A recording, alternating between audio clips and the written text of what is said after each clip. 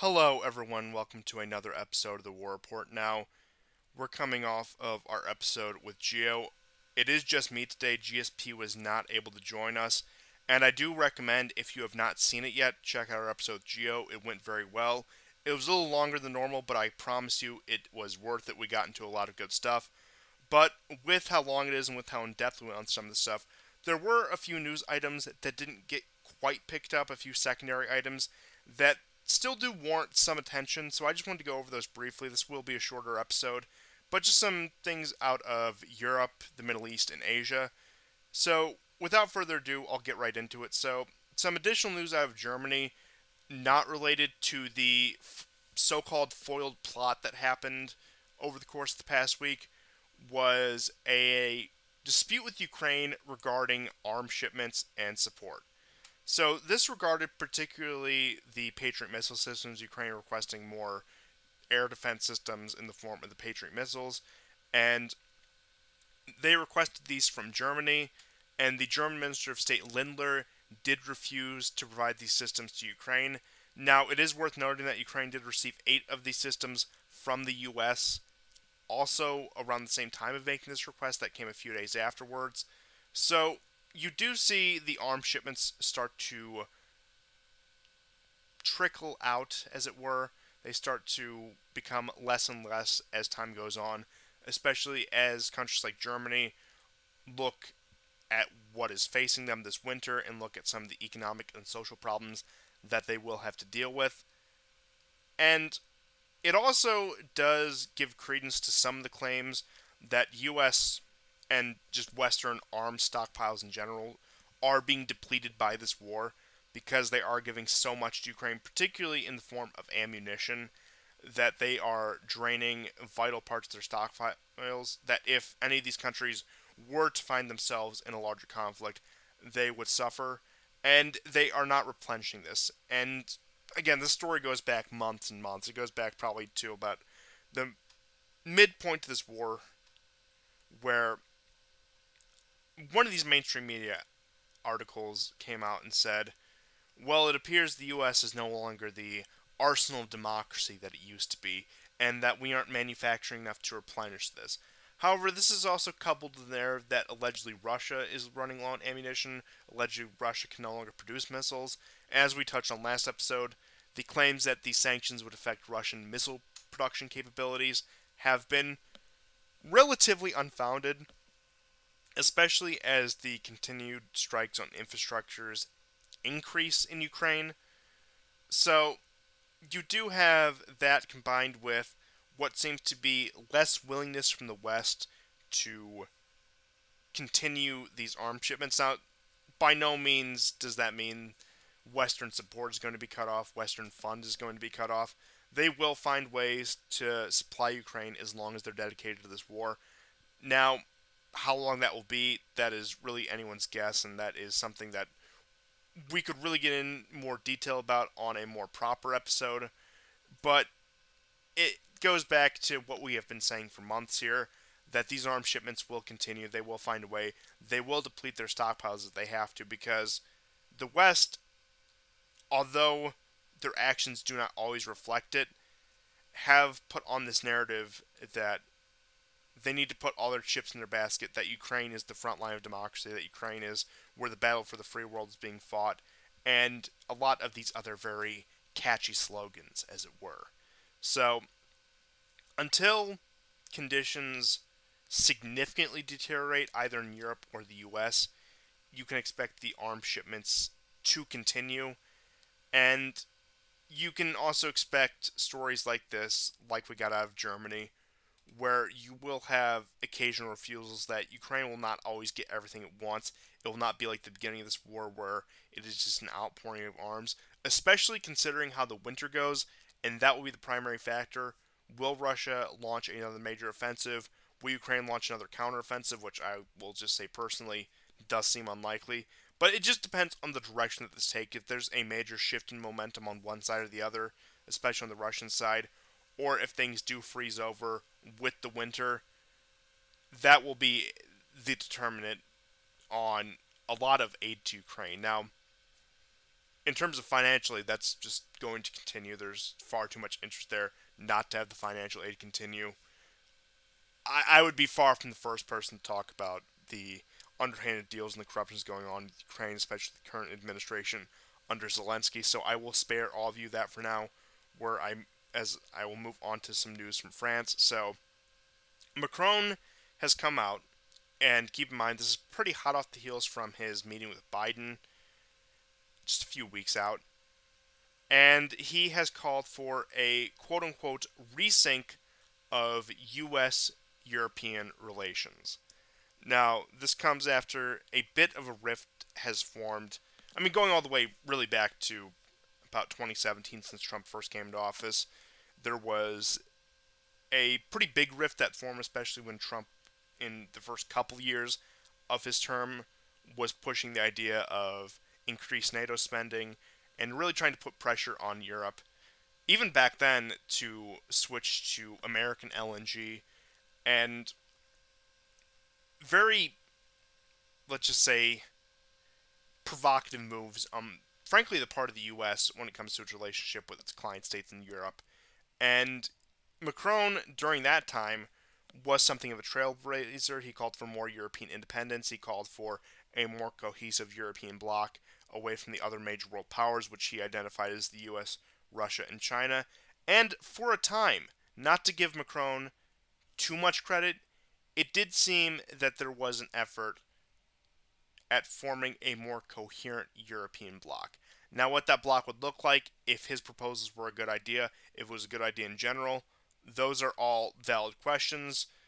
But just to put all of those aside for a moment, just to look at what he was saying, just to look at the implications of what he was saying, is it did seem to indicate some genuine shift in favor of a more independent European bloc in terms of Western unity might not be what it was. Now, of course, once Biden reassumes office, everything falls back in line, business as normal, and you have Macron relegated. Not that he was never not this, but you have him being more openly the controlled opposition guy, the guy who plays devil's advocate, the guy who tries to be the voice for Europe up against the American empire, which once again is what he was under Trump, but with the dynamics just between Trump and Europe in general, he could afford to take a much more brazen stance. In which case, again, that does play to a lot of the French populace's desire. They do want to see themselves as a leader on par with the other great powers. As you do see, they do want to have that European weight to throw around behind them, which to a degree they do, and also it is understandable given the dynamics of everything else that has gone on. But you now have these, what I would say frankly are groveling pleas for a U.S. Europe resync. And what does that even mean?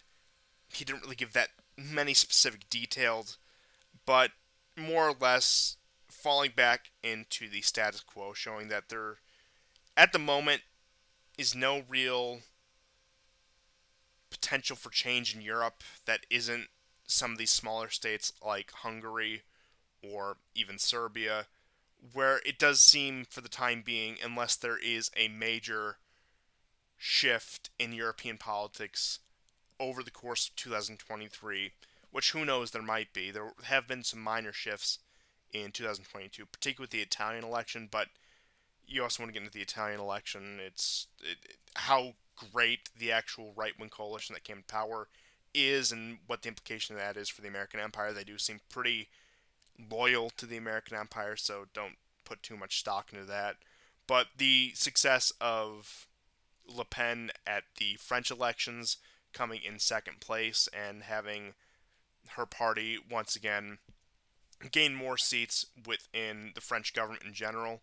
Now, in terms of any actual influence they can exert, they are still in the opposition, so the best they could do is stonewall at least, but there is a bit of a shift in, I guess you could say, right direction, but it does show at least the potential there. Now, I don't put too much stock into it. I think Europe is unfortunately chained to the American empire at this point, and that it would have to take a massive political overhaul. You would need a complete cleaning of house in order for that to change. And the outcome of this war may result in that. The ensuing economic crisis may result in that. But also with that economic crisis, what is very likely is a further dependence of Europe upon the American empire. And you're already seeing this. You saw this with a lot of the energy crisis. Meanwhile, while the U.S. is refusing to produce its own energy, now, admittedly, gas prices are down on a national level. They have been on a downward trend. There has been opening up the strategic reserves, but realistically, how much longer that lasts that. But you also have the American empire pilfering European energy and European industry as well, and really just making them more aligned on it. So while you have this cratering of European industry, productivity, and economy, it is hand in hand with them having to become much more reliant on the U.S. And going back to the destruction of Nord Stream, it does cut off any avenue of reconciliation with Russia, at least for the time being, especially when it comes to Germany, which is the real economic engine of Europe, who will, love it or hate it, have that power to bargain on behalf of all of Europe when it comes to these sort of scenarios. Nord Stream's gone. Now, Nord Stream isn't the only pipeline that goes to Germany from Russia. Of course, you have the ones that go through both Poland and Ukraine. Although it doesn't reach Germany, you have Turk Stream, which also goes into Southern Europe and Southeastern Europe and the Balkans. So, Europe does have other pipelines that can reach it, but in terms of a direct connection of energy between Russia and Germany, in the form of the Nord Streams, those have both been demolished. And then you also have to deal with the haranguing of both Poland and Ukraine when it comes to this. And Poland has sworn off Russian energy resources by 2023. All the crap that they always put out there. So, in terms of this, what I read as a quote unquote resync is just more groveling at the feet of Washington in order to give them a better deal. Maybe not pilfer so much industry, maybe just throw them a little bit more of a bone. And perhaps they're even delusional enough to think. Now, I don't think this is the case, but I'm sure there are even European politicians who are delusional enough to think that after this is all said and done, there'll be some Marshall Plan in this for all of them, that their reconstruction from the damage that this entire debacle has caused will be reimbursed by the American empire once they get their big victory, once they can plunder and balkanize Russia and extract all the wealth from that. Maybe Europe will get a table scrap or two. Now, how widespread that view is, I don't know, but at least the way the European politicians are behaving, in my opinion, seems to indicate that's what they think, especially from the British, especially from the French. Whereas the Germans, I wouldn't say they have that attitude, but really, given the dynamic between U.S. German relations, what else are they going to do? Are they going to protest more? Any room for a Merkel figure, which, again, we went into some of Merkel's comments about Minsk and how that was a complete farce. But any room for a Merkel figure who would be willing to have that sort of energy cooperation with Russia, that's been completely squeezed out, both on a political and, once again, just on that baseline level of, well, how are they supposed to get the energy now? And it almost does put them at the complete mercy of Poland and Ukraine, neither of which are going to be amicable to Germany at this time, especially Poland, with them constantly demanding more reparations from a conflict that ended almost 80 years ago at this point. But that just seems to be the state of Europe at this time, and not much has changed. Things only continue to gradually deteriorate. But speaking of Poland, there is some news out of Poland. We do have the arrival of American forces into Poland, and they arrived within the past week and a half. They are beefing up their presence there. About 700 U.S. tanks landed in Poland over the course of the past week, so continuing this projection of strength on NATO countries that do border Russia. Now, although the Polish-Russian border is very small, it's only that in Kaliningrad. Now, Kaliningrad is a massive fortress, you would need a lot more than, of course, 700 tanks to take it. Not that I think that's the U.S. goal or anything, but it is to exert that pressure. You had similar moves, as you recall, when you had the U.S. airborne forces in Romania and in other parts of Eastern Europe back when there was the scare over the dirty bomb near Odessa.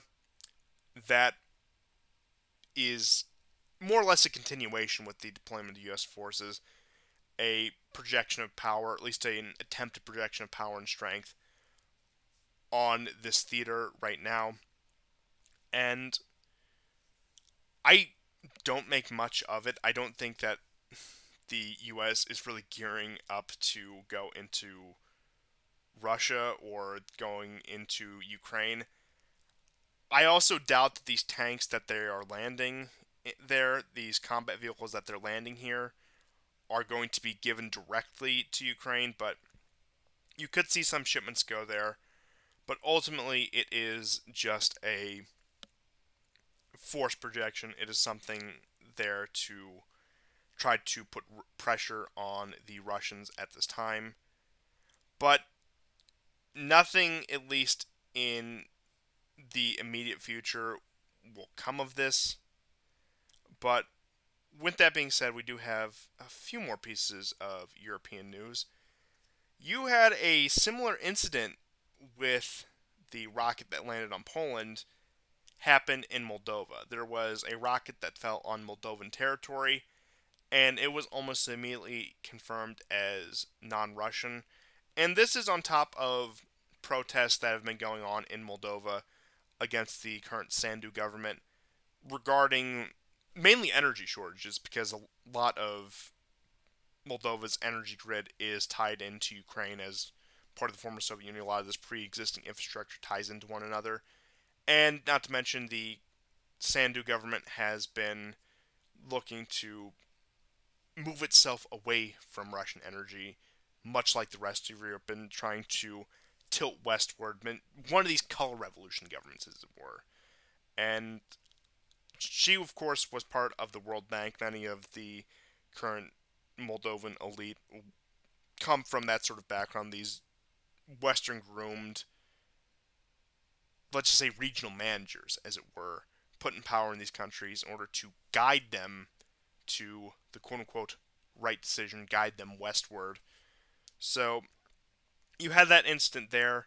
It made nowhere near as much news as the incident in Poland. Now, admittedly, there were no casualties in this, there weren't even injuries, and the damage done by it was minimal. But it's to be expected with a lot of these types of conflicts that you will get these wayward missiles, and these two, the ones that landed in Poland and in Moldova, as long as the war does continue, are likely not to be the last, that we will see more of these if this conflict does continue, and that you probably will see attempts to capitalize on these, especially if they do cause much more major damage than these two did, especially much more than this most recent one in Moldova did, which caused very minimal damage and had no human injury or casualty to it. So that is something to always look out for in these sort of situations, that they will find a way to escalate and that these things will try to spill over. Returning to Poland, you have Polish diplomats trying to convince Georgia to reopen a second front with Abkhazia and South Ossetia, and trying to draw Russia into a war from the south. Now, this is something that we have discussed multiple times on the show, the potential for a second front to be opened against Russia in order to tie their resources, to divide them. We speculated that Kazakhstan, at the beginning of this year, was an attempt at that, trying to create a much more hostile presence on the Russian border, the second largest former Soviet republic, trying to turn them against Russia. I mean, the situation with Kazakhstan, although the government is pro-Russia, there are elements there that would want a further drifting away, that would want a so-called westernization, and there's been attempts to pry Kazakhstan away from Russia since the fall of the Soviet Union. Thus far, they've not been successful, but it has always been one of those high-risk areas that Russia might lose its direct southern flank and have to deal with that. and on top of that, it being the second largest Soviet republic, being a major player in the energy trade, among other things. And of course, as we did touch on in the previous episode, you have Lavrov also trying to work with Kazakhstan to move their transactions away from the US dollar to prevent that influence there. But that is one of the speculated second fronts. The other one is in the Caucasus, whether that be between Azerbaijan and Armenia, which has also flared up in recent months, or the question of will Georgia try to reignite the wars in the Caucasus, try to reignite the wars with Abkhazia and South Ossetia, both of which are breakaway republics supported by Russia.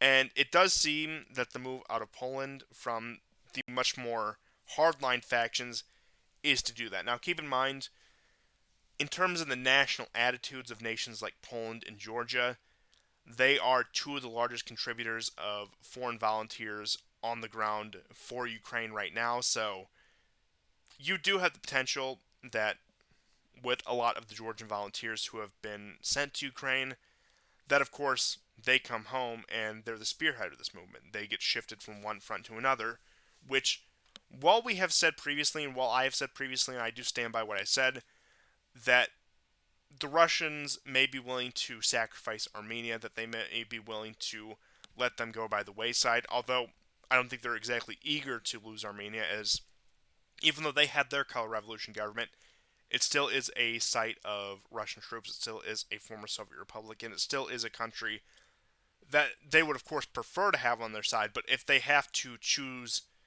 something to lose, Armenia is up there in terms of affordable losses.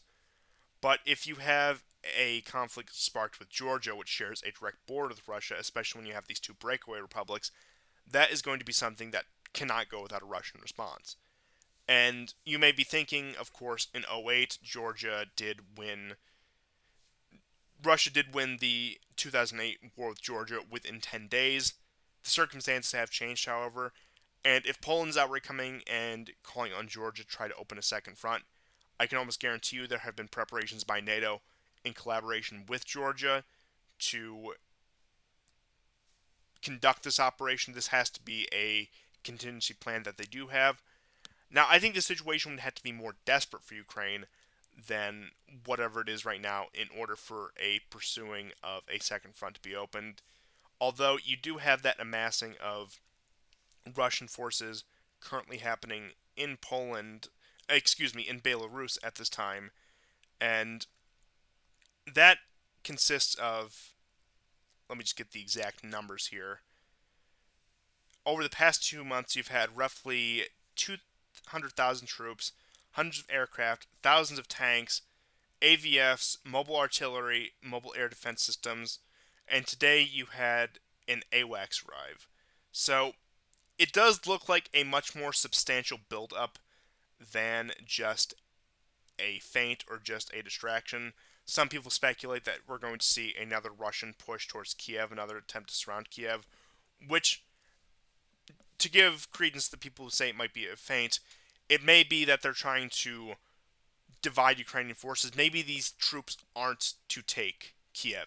Maybe they are to try to encircle it again, try to put pressure on that, so the Ukrainians do have to divide their forces at that point, between the conflict in the Donbass, the southern regions more towards Kherson. Now, you could consider that one front, but then they would have also have to deal with the forces amassing around Kiev once again. So I wouldn't be shocked if the situation is developing that way, but time will tell, and if those reported numbers are to be believed, that is a rather large buildup for something that is just distraction. Now, perhaps it is a contingency plan. Perhaps it is in case Poland decides to get involved.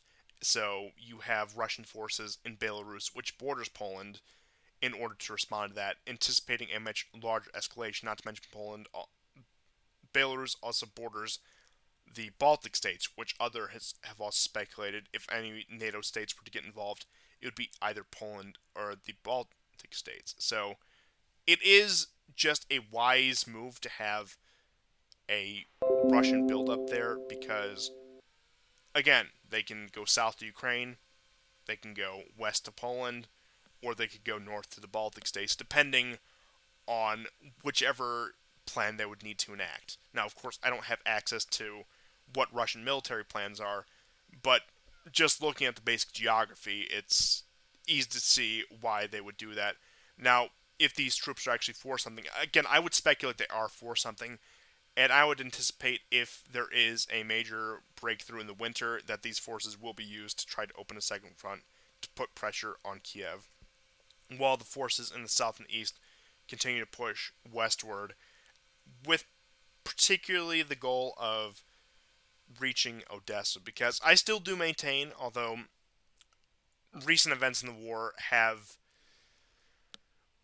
put a, let's say, an air of doubt on that, but just looking at the situation objectively, I don't see any way this ends without a Russian capture the coastline. Now, whether they keep the coastline in final negotiation, whether they keep the coastline by the end of this war, that's a completely different question in of itself. But really, there has to be some sort of attempt made at Odessa, I think, if there's going to be any sort of end to this war that's going to be favorable to Russia. But time will tell with that. And with just some brief news out of the Baltics, you have Estonia, while trying to stoke more and more flames out of this war, refusing Ukrainian refugees. And then, also getting into the story of Ukrainian refugees, there was a video that came out of Ireland with a man accosting Ukrainians, asking them why they aren't at home, why they aren't participating in this war. And you've heard, I think Poland has been at the forefront of this when it's come to issues with the refugees. You've had ethnic clashes between gangs of Poles and Ukrainians.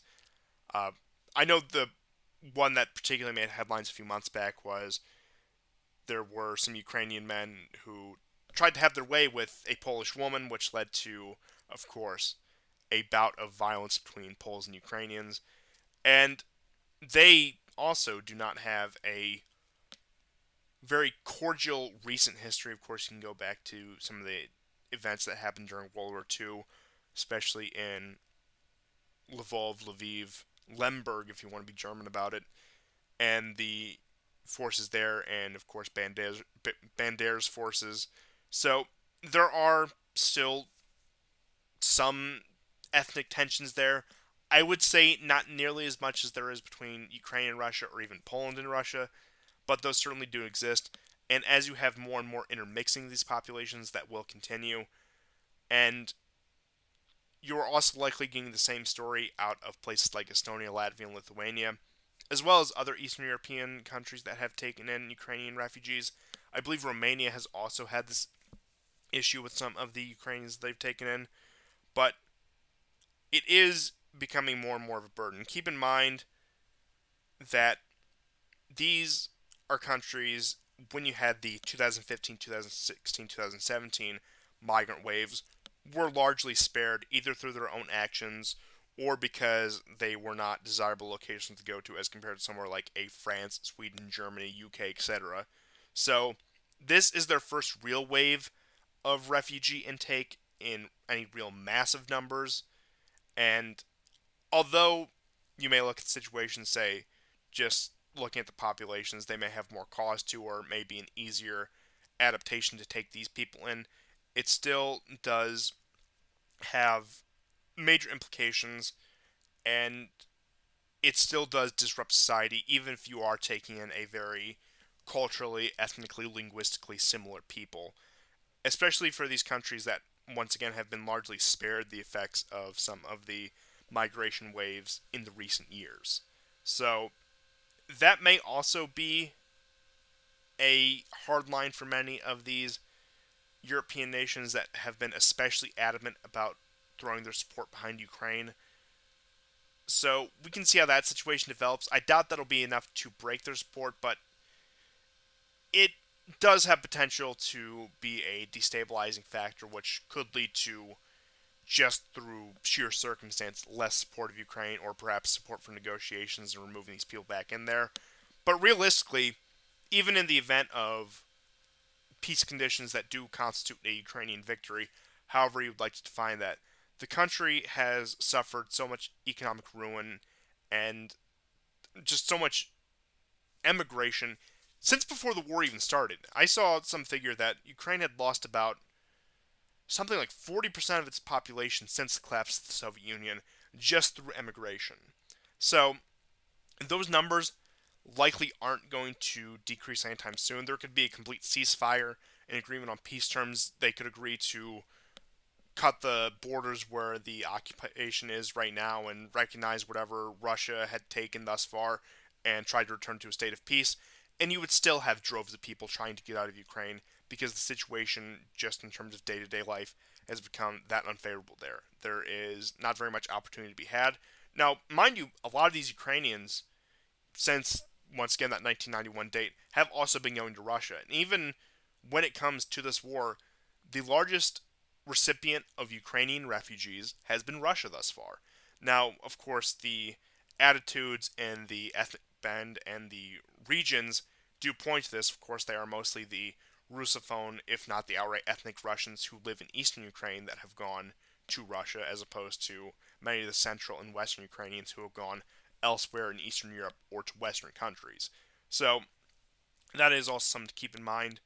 But it does provide, much like Turkey has this dynamic with Syria, that this swell in refugees can A, be something that can be used to their benefit, like how Turkey does use its migration population, and also something that could open an avenue for a more peaceful solution, as it were, as we see with Turkey trying to accomplish right now in Syria.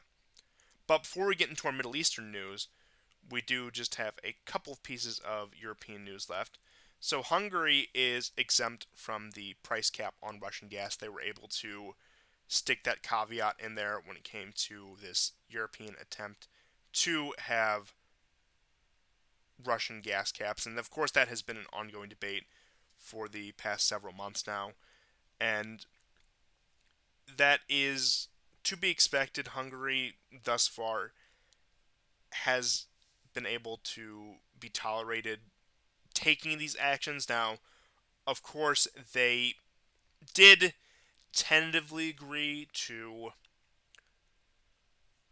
Finnish and Swedish NATO membership. However, they're still kicking the can down the road on that as well. And not much is likely to come of that. That's something that they're probably going to be perpetually kicking down the road, and we won't see much develop out of that. And just our last piece of European news. I won't touch on this too much because I want to wait for GSP to return before I get too much into detail about this. There is another flare-up happening right now between Serbia and Kosovo that is still a developing situation.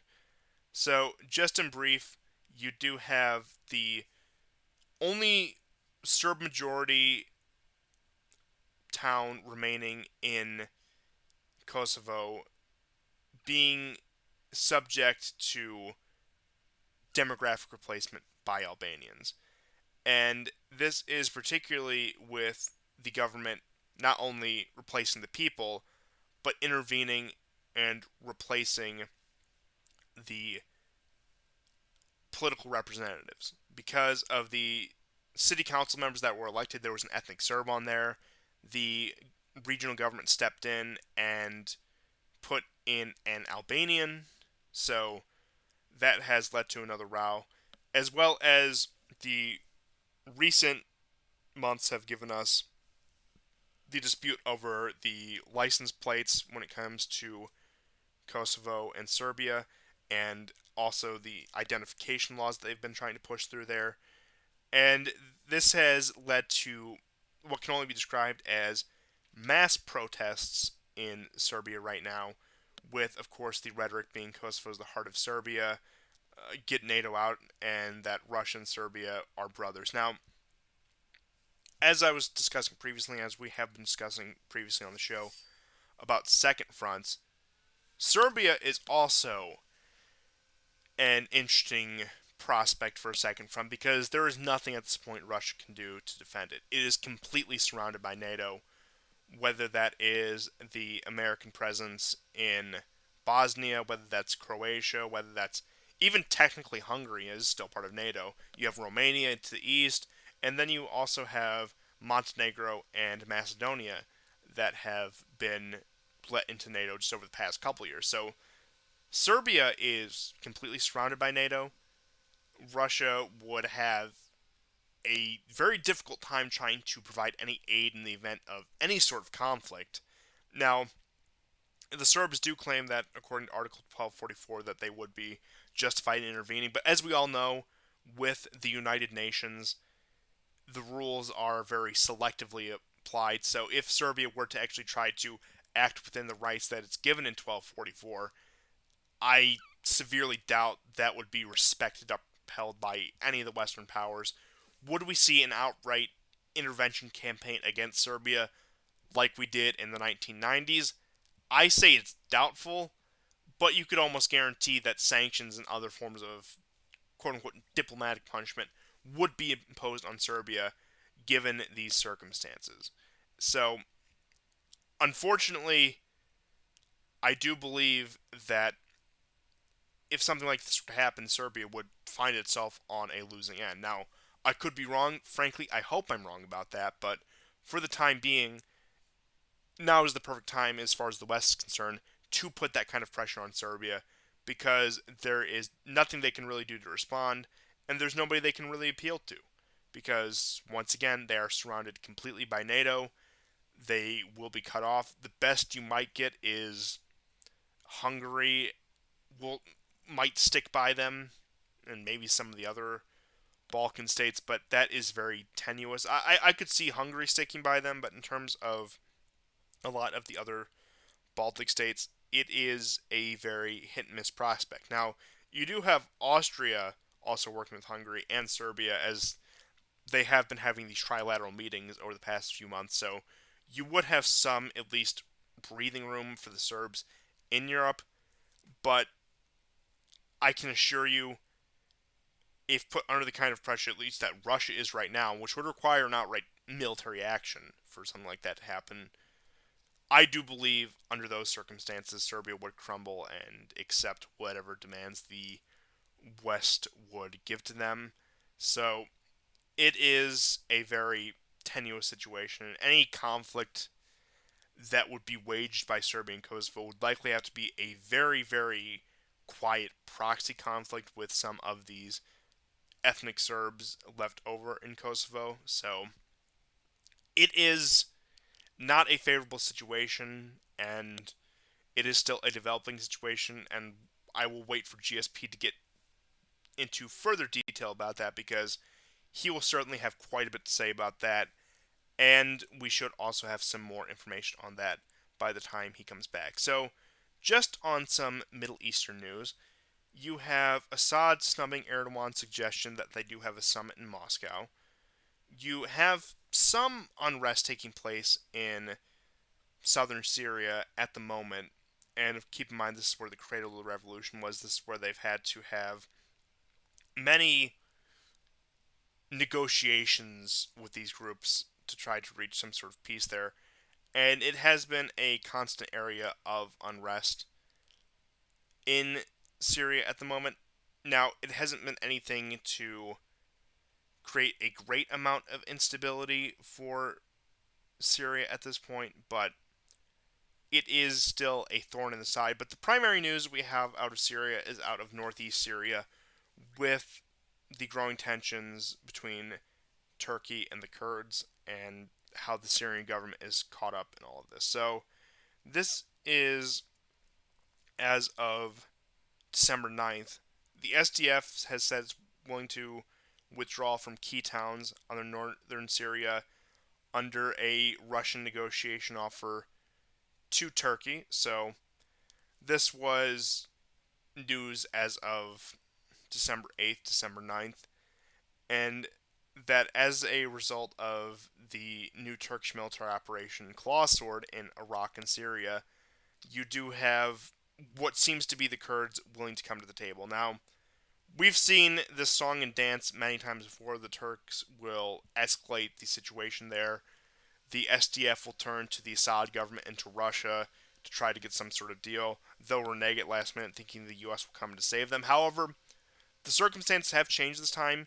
That we did discuss the White House comments on Clawsword, that it was a tacit approval on the part of the administration and the White House that Turkey be allowed to go in and take care of these Kurdish organizations. The White House saying, well, of course, Turkey has the right to respond to the legitimate threats to the south of its border, which, if only they would say that about other southern borders, but I'll hold my tongue on that for now and get into that on a later date.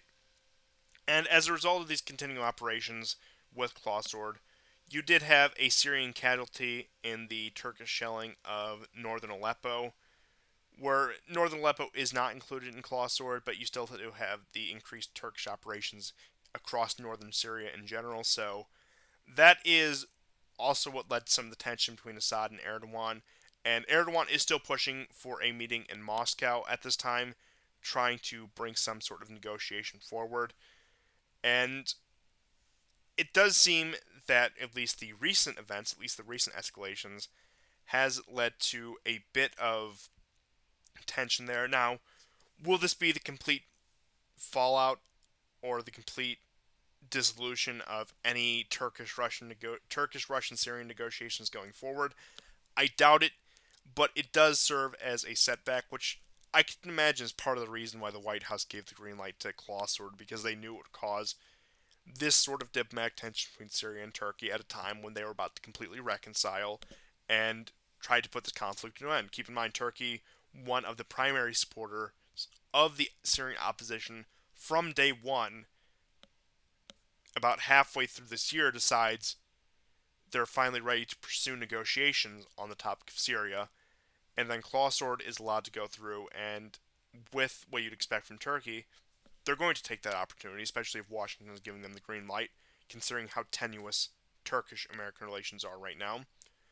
And you do have, continuing on with Turkey, that they had halted Russian oil tankers passing through the Bosphorus Straits due to a lack of insurance. Now, these were Russian tankers carrying Kazakh energy, but they said due to some sort of insurance dispute that they couldn't quite let it through until they had proper clarification of insurance that would be accepted in the event that something were to happen like that, that they didn't want to be held liable.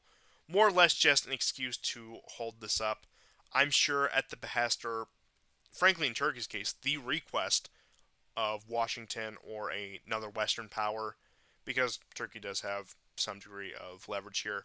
Perhaps this was part of some sort of backdoor agreement which allowed them to go forward with their current military operations in Iraq and Syria. But you do have that continuing right now. Will this be the instant that leads to a complete foiling of relations and complete souring of relations between Russia and Turkey back to, say, 2015-2016 levels?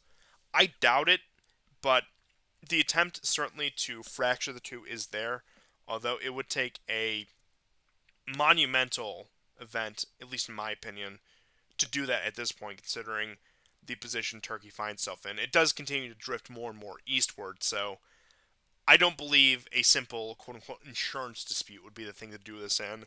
But never forget there are elements there who would like to see this fall through, and who would like to see Russia completely trapped within the Black Sea. Frankly, they want them completely trapped out of the Azov Sea, getting back into everything. They don't even want them to have that pond in their backyard, so to speak. And that is one of the large reasons that this entire war with Ukraine is being fought at this time. So, with that out of the way, getting into some news about Iran, you do have that amidst the protest, the Iranians have abolished their so-called morality police.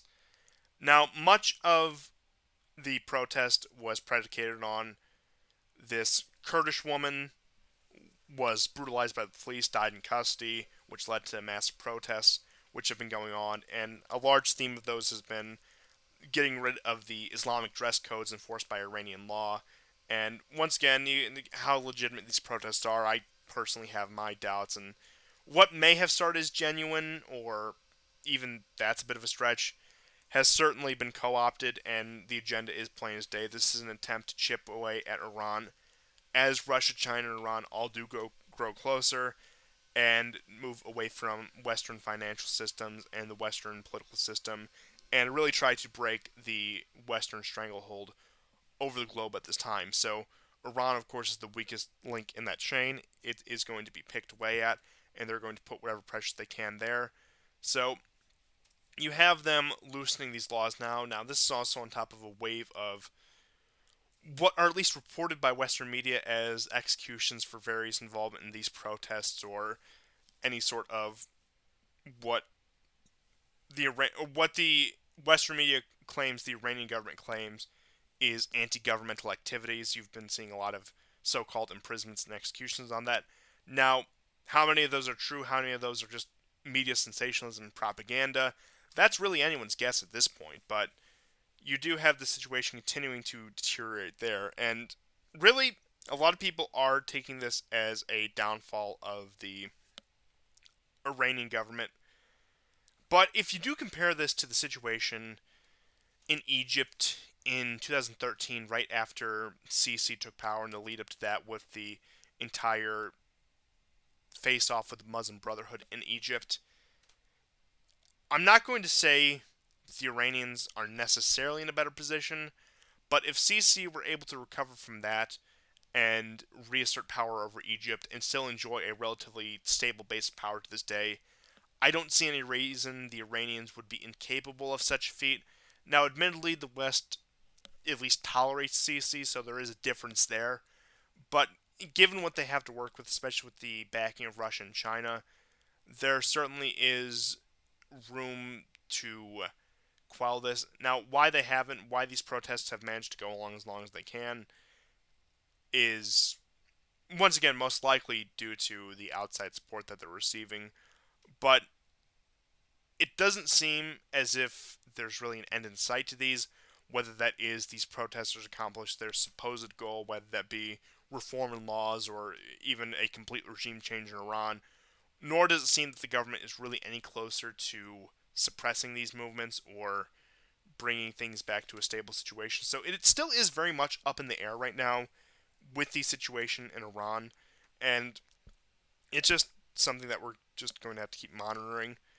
And with the last piece of Middle Eastern news, you did have an arrest of 44 suspected Mossad agents by Turkish forces in Istanbul, and this took place on the 14th of December, which is yesterday as of the recording date. And it does show, once again, you have these shifting dynamics in the Middle East because over the past few years, especially the past 20, 30 years since the end of the Cold War, you've had an exceptionally good relationship between Israel and Turkey. And some speculate that Israel was also in on trying to give Erdogan the uplink to keep in power, and then there's people who claim that back during the 2016 coup, that was when he was able to broadcast his message from his plane and then land in Istanbul to a crowd of massive support.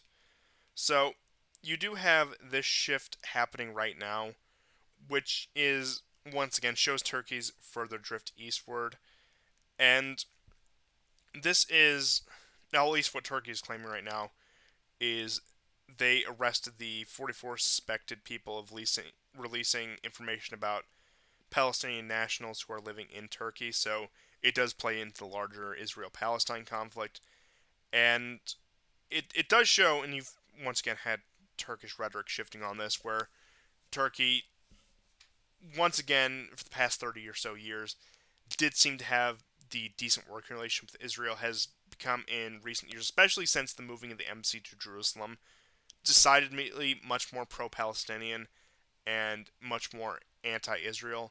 Now, this hasn't resulted in a complete revocation of recognition of Israel, but it has led to tension between the two countries to the point where relations are not as warm as they used to be, nor will they likely return to that point at any time in the near future. especially with the dynamics that Israel does find itself in now. So you do have the growing tensions between Turkey and Israel. That is still a developing story, so I don't have too much on that. Now, next episode, as that comes around, we should be able to have more to report on that, but that's certainly something to keep your eye on here. And as for some news out of Asia in general, this does regard particularly our first couple of reports with energy. So, the Sakhalin 2 pipeline will not be affected by the price cap that Japan is imposing. So, you do have another country on top of Hungary that is so called Western aligned. I mean, the Japanese are admittedly much more pro Western than, say, Hungary is at this point, but still, you have another U.S. ally that is skirting around the price cap for its own self preservation. And you have Russia and China doing the groundbreaking and doing the real improvements on what they call the Power of Siberia pipeline. So you have further energy cooperation between Russia and China, on top of statements from the Chinese government today calling for greater integration, greater cooperation with Russia at this time. So there is more moving in that direction of Russia and China becoming a much more solidified bloc. And this was after a lot of speculation, especially at the beginning of the war, and even in recent months, that China was going to balk at this, China was going to turn tail, and that they might even support some of the sanctions due to either Western incentives or threats at this point. But it does seem that things are still going that opposite direction of that. And I do feel obligated to mention there was yet another stick fight on the Chinese-Indian border where they were once again bashing each other with branches and sticks over the disputed border territory. So many people try to use that to foretell the fracturing of this new bloc that's forming between Russia, China, India, Iran, etc. But this is something that does happen on a semi-regular basis. Don't read too much into it, but it is once again always very interesting to see the disputes that they have. And of course, the joke is two nuclear powers are fighting with sticks and with their bare hands and wrestling on the border. So this will probably be something that's forgotten about within the next several days. In fact, by the time this episode even premieres, this may be something that's forgotten about. But those are just a few stories I wanted to get to that I didn't quite get the chance to get to. We are pushing about an hour mark, which is a little longer than I expected. Shorter than most episodes, though, so I hope you guys enjoyed just this brief update. And we'll see you next time, and goodbye.